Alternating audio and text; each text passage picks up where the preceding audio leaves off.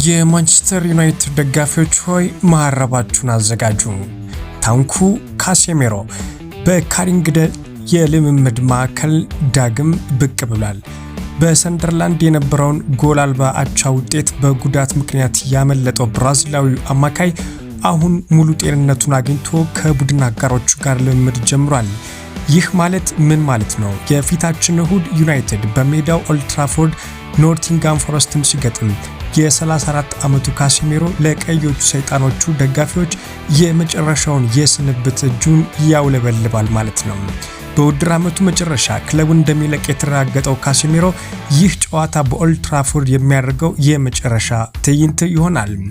የዩናይትዱ ጊዜያዊ አሰልጣኝ ማይክል ካሪክም ብራዚላዊ ኮከብ ቪክቶር ፔሬራ ለሚያሰልጥኑት ኖቲንግሃም ፎረስት ዝግጁ እንደሚሆን ፍንጭ ሰጥቷል።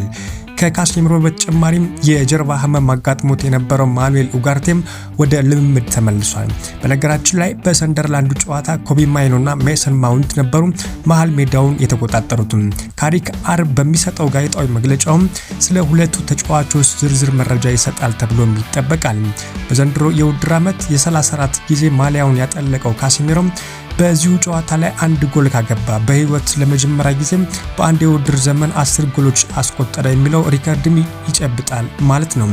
ግን ከጎሉ በላይ ስሜቱ ነው የሚያስጨንቀው። የቀድሞ የሪያል ማድሪድ ኮከብ በቅርቡ በሰጠው ቃለ መጠይቅ እንዲህ ብሏል። እውነት ለመናገር በጣም ደስተኛ ነኝ።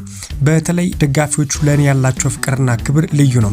በመጨረሻው ቀን እንደማላለቅስ ተስፋ አድርጋለሁ፣ ምክንያቱም በጣም ውብ ተሞክሮ ነው።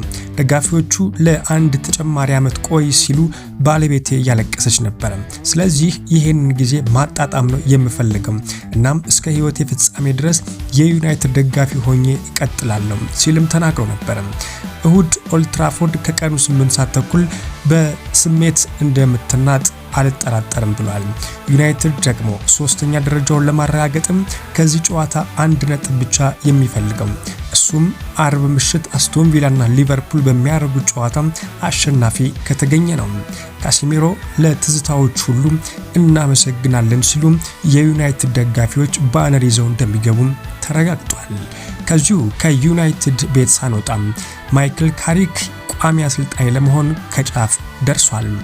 የሲዝኑ የማያባራ የውጤት ውድቀት በአስደናቂ የድል ጉዞ ያዳነው ማይክል ካሪክ በቋሚነት ሊቀጥር መሆኑም ተሰምቷል።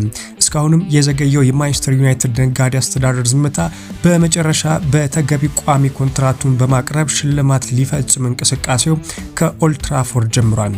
የዩናይትድ የድል አድባር ወይም የቀድሞ ክብሩን ወይም ዲኤንኤውን በራሱ ቀለም ከነበረው የውጤት ዝቅታ መንጭቆ ያወጣው ማይክል ካሪክ ቀጣዩ የገናናው ዋና አለቃ ሊሆን ከጫፍ መድረሱን ፋብሪዚዮ አስነብቧል። ይህ በሉዊስ ኤንሪኬ ካርሎ አንቸሎቲ ደረጃ ከፍ ያለ ስብናን በማንቸስተር ከፍታ ልክ የተላበሱ ሰርተው ያሳዩ አሸናፊ አሰልጣኞች እስካልተገኙ ድረስ ከተገቢም በላይ የሆነው የማይክል ካሪክ ቋሚ ቅጥር ሁሉም በጉጉት እየጠበቀው ይገኛል።